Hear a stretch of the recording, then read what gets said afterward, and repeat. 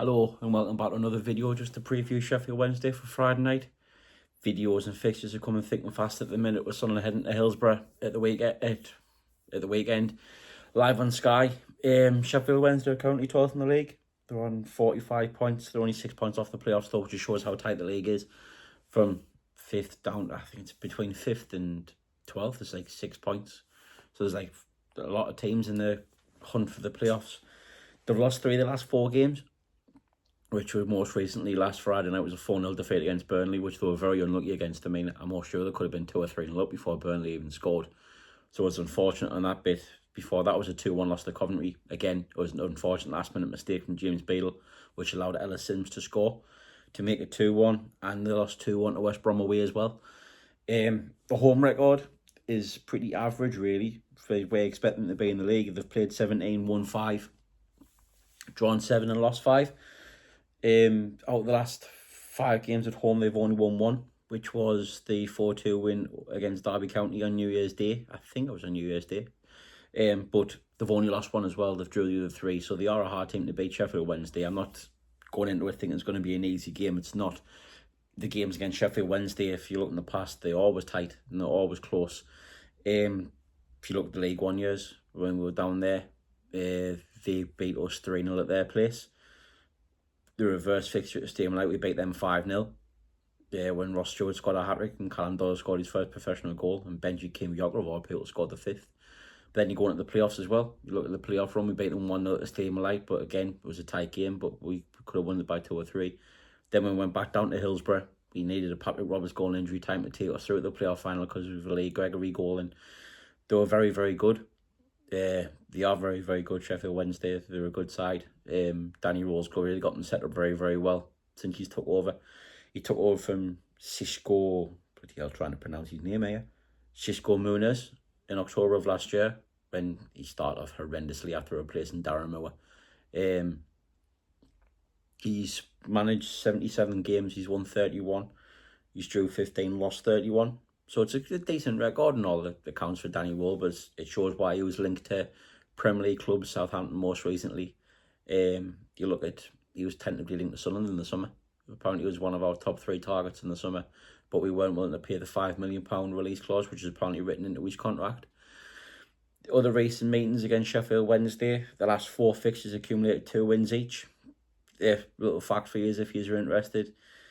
The last 4 fixtures against Sheffield Wednesday, so you look at the game back at home in August, the game at home last season, the final day of the season, the away fixture last year, and the League Cup game before that have been managed by 4 different Sunderland managers. Alex Nigel took over the Sheffield Wednesday game in the Cup when we lost 2-0 at the beginning of the 22-23 season.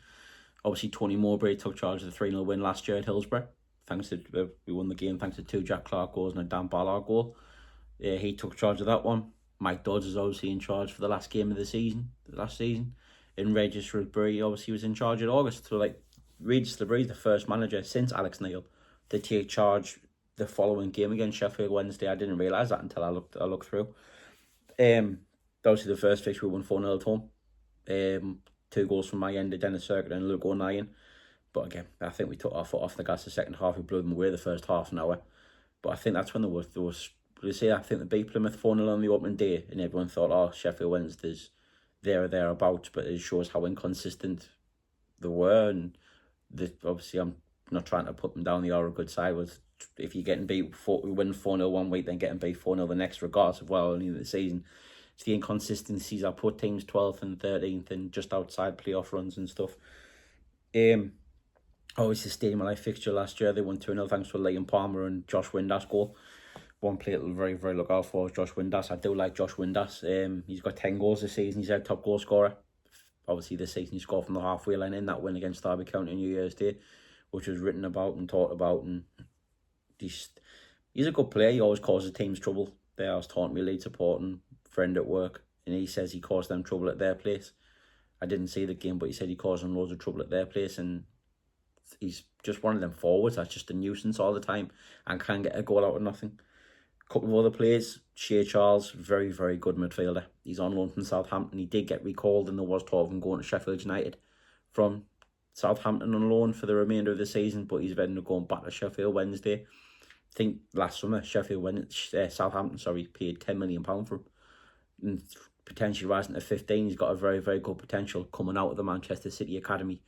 Shea Charles, so he'll try and dictate things from the middle of the park, as well as his counterpart Barry Bannon, which obviously everyone knows who Barry Bannon is. This guy, to pronounce him by his full name all the time, it'd be funny enough how many times they do pronounce him by his full name on Friday night. But compared to everybody else is saying him, it's just a little thing that annoys us. But he is a good player. Barry Bannon's an experienced player, Scotland international, Sheffield Wednesday captain, can cause teams lots of troubles.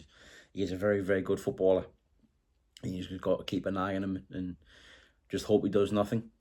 A few other players to keep an eye on. I'm not sure if he's fit. Kasama, the winger, he's a very, very quick winger. If he's fit and he plays, Jamal Lowe is Championship centre forward. He's always there. He's always scored goals in the Championship. The goalkeeper, James Beale, can be a very, very good goalkeeper on his day. So if he has a worldie and keeps us out, then it's going to be a bit of a struggle for us. But I'm confident in the lads. I think it will be a tough game. It'll be tight. And I think we'll win 2-1. I did put a tweet out yesterday asking if any Sheffield Wednesday fans want to put a prediction. I have got one potentially coming from someone I did personally ask. So if that comes out before Friday, I will share it. I'll just put a short out and share it. But a lad called Charlie, his name's Sanders2109 on Twitter, said Sunderland will win 3-1. To see, I think it'll be one of them games will be tight, and I think we'll just have enough to see us over the line. The changes Gabriel mate, he's already said he was going to make changes to the team. He said he needed to. He said his 11 needed freshening up. I think you'll stick with Patterson, but personally I would bring Moore in, but I think you'll just stick with Patterson, because I was having this debate with a lad at work. He's in the same opinion as me. You bring Moore in, but what do you do if Simon Moore goes and make a mistake on Friday night? Do you bring Blondie in, which you're not going to, because it's quite clear Blondie's just there to make the numbers up and be third choice? So it's a difficult one, but I can see Reid just sticking with his goalkeeper and trusting Patterson and putting Patterson in goal. The back four arguably picks itself. Hume, Metham, O'Nien, then Serkin at left back. Could be a case for Hjelde because Serkin's not in the best of form, but again, I don't think Regis will. It's going to be in the forward areas where I think you'll make changes. Don't be surprised to see Roberts Rigg drop out. Obviously, you know Lafayette's going to drop out, he's injured. And I think I'll bring Mundell in, play Mundell off the left. I think you'll either play Brown or Semed over Chris Rigg, because you can quite clearly see that Chris Rigg's tired. And for me personally, I'll bring in Alan Brown, because he's a top midfield player. I'd probably say he's our fourth choice if you're not counting Lafayette into that. He needs to play. But again, it wouldn't shock us at all if he brought in Semed and pushed Job further forward, or even Alexic to an extent. Like, when is he going to get game time, Alexic? When are you going to chuck him in? And it wouldn't shock us if he did. And I think my end up play off the right, as much as I like Patrick Roberts and I think he can be good, I don't think he's producing them at the moment. And I think he just needs to take out of time. I think my end needs to play. Because when you watch Sunderland games, you look at this, those goals, the only time he scores from a through ball and behind, what I've seen, like, not one that's over the top and he's chased onto it and scored. I mean, a one that's cut the defensive part off the floor where he just run on and hit it is from my ender. You look at the goals at like Sheffield United at home, Portsmouth at home. He always seems to unlock them, and they've got this like connection that you don't need to work on, similar to what Quinn. It's a stupid comparison, stupid. The same like what Quinn and Phillips had. I don't like, but I'm not saying they are Quinn and Phillips, but they have that where it doesn't look like it's been worked on. So I think you'll bring my ender in, and personally, he should just to go for it and goes, look, if we want chances of finishing automatics, even though it is an improbable target, you need to be attacking and you need to just go for it. And I think he will end up bringing my ender in. But we'll have to wait and see. Obviously, I'll try and get a video out for the review on Saturday. I will be watching the game from home.